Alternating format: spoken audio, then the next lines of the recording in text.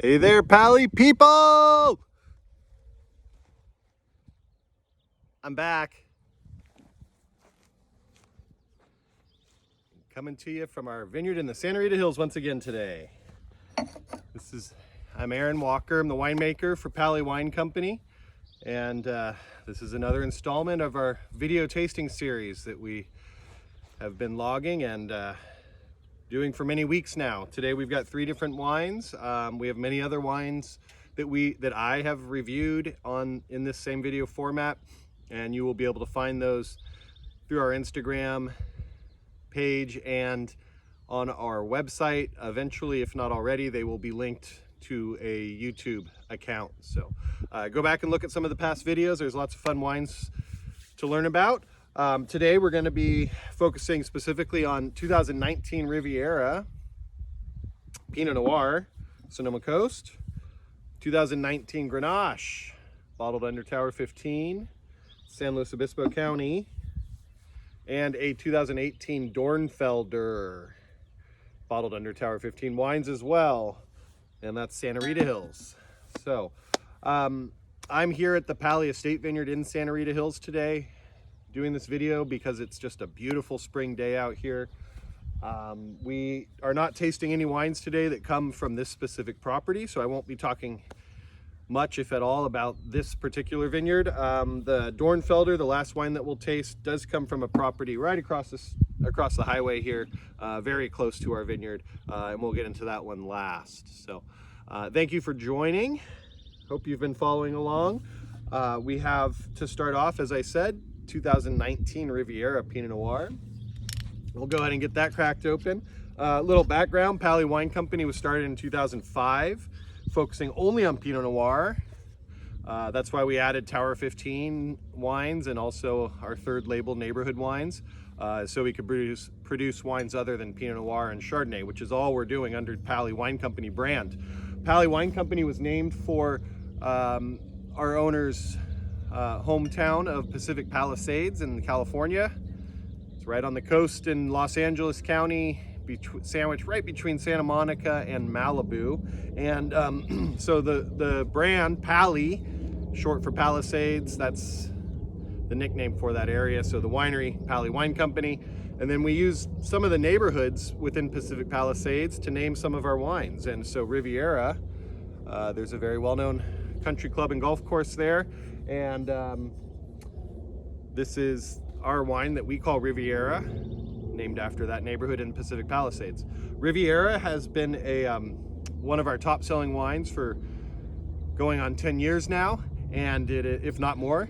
And it is a 100% Sonoma Coast Pinot Noir. So I'm gonna go ahead and pour myself a little taste here. You can see a nice red color to it. Medium to medium dark, body for Pinot Noir. It's tending towards the darker side in terms of color. We started sourcing Pinot Noir grapes from Sonoma Coast back in 2005, and we have continued to produce wines from that region to this day. What's changed is that we now have our own vineyard planted in the Sonoma Coast AVA, and that is about 22 acres in the southeast quadrant of Sonoma Coast. So it would be near the town of Sonoma, close to bordering on the Carneros region of Sonoma, to give you a little sense. It gets the cooling effect. It's still considered Sonoma Coast because it's very, very close to the top of the San Francisco Bay. I believe it's San Pablo Bay right there. That's within eyeshot of our vineyard and this area. And so that provides the moderation, the cooling effect, which allows it to grow things like Pinot Noir very nicely. You get away from bodies of water and any other geological formations that may moderate temperature, and then you've got a warmer growing condition, and then Pinot Noir, it won't be happy there and it'll ripen too quickly. So Pinot Noir needs very specific growing conditions. Sonoma Coast provides that. Where I'm standing right here, Santa Rita Hills provides that. Where you grow Pinot Noir, you typically don't grow a lot of other red varieties, such as things like Cabernet and Syrah, Grenache. Those grapes tend to prefer much warmer climates to grow in. And And sometimes that just means going over the next mountain ridge to get to an area that's blocked, that doesn't get as much of the coastal influence. And then you get, such as in Sonoma, you get you go over the ridge to the backside of Carneros and you're in Napa, and it's much warmer right there. So, and that's very, very short distance from where our vineyard's located. So getting back into it, Riviera is our Pinot Noir from Sonoma Coast. 2019, this comes entirely from, well, I take that back. It comes almost entirely from our own estate vineyard in the Sonoma Coast. But then we do blend in a small amount, 15 to 20% of it is from purchased grapes in the Russian River AVA. And so Russian River is still considered part of Sonoma Coast. It's a smaller AVA within the larger Sonoma Coast AVA. We have been buying grapes from this one particular grower in the Russian River Valley for many years. We use some of it to produce a wine called Bluffs, and then a little bit of it we use to blend in with our own grown grapes at our Sonoma Coast vineyard and create the wine called Riviera. Riviera has done amazingly well because it's a great value priced Pinot Noir. It's not a large production wine, so it's not a big mass commercial wine. It's still being made in very small batches and small quantities. We don't produce any more than 8,000 cases a year of our Riviera. It typically sells for around $25. You can sometimes find it for less, and it often gets very, very high scores for a Pinot Noir at that price. It's usually year in and year out consistently getting 90+ point scores from a lot of the top critics. So for those reasons, this wine has done extremely well for us. You find it at a lot of restaurants, poured by the glass. Find it at many retail locations, and although all not the large giant chain stores typically. And you know, to produce a wine at this price with this quality, we can't use a lot of new oak, so there's only about 15 to 20% new French oak used in the aging of this wine. And then also to help with costs, we bottle it after about 10 months of barrel aging so that it gets bottled prior to the next vintage, so we have room for the next batch of grapes that are coming in. So, beautiful cherry, cola, a lot of sweet red fruits on the nose, as well as on the palate. You also pick up back tones. You know, on the back side there's some earthiness, the mushroom, umami, you know, maybe a little bit wet soil, forest floor kind of quality. Really, really nice, just typical what people expect from Pinot Noir. It's got that nice bright red fruit, light red fruit, not dark and heavy, and then it's got the earthy umami flavors, as I mentioned, to back it up and give it a lot more depth and interest in the wine. So very, very happy with this wine. It's one that we're very proud of and hope you enjoy it too. However, I've talked long enough about that wine. I need to start moving on. My time here is limited, you know. And next up is the Grenache 2019 Grenache, which is considered one of the red Rhone varieties. So a variety of grape coming from the Rhone Valley. However, it's also disputed that it may have originated in Spain, which is not very far as, you know, the borders of France and Spain are right next. They share a border.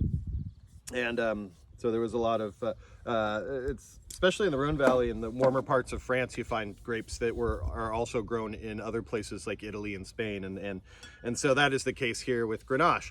However, it is very well known as being a red Rhone variety and often used as a blending grapes, almost exclusively used as a blending grape in the Rhone Valley of France, where it's said to be native to. It's very commonly blended with Syrah and Mourvedre to create what we here in the United States primarily call a GSM, which is a Grenache Syrah Mourvedre blend, which is a classic blend originating in the Rhone Valley of France. Grenache on its own, as you can see, is very light-bodied. This is a little darker than some other versions that we've made, believe it or not. We have produced, and you will find Grenache with much lighter color and body. And sometimes you can find it darker, although it's more common that it's in the lighter style and mimics a Pinot Noir in its color. It kind of similar to Pinot Noir as well as in terms of aromatics and body weight. On the nose, it tends to be, you know, dried fruits, dried red fruits, a bit earthy, definitely spiced. Getting cloves and cinnamon. And like I said, those dried red fruits like dried cherries, dried raspberries.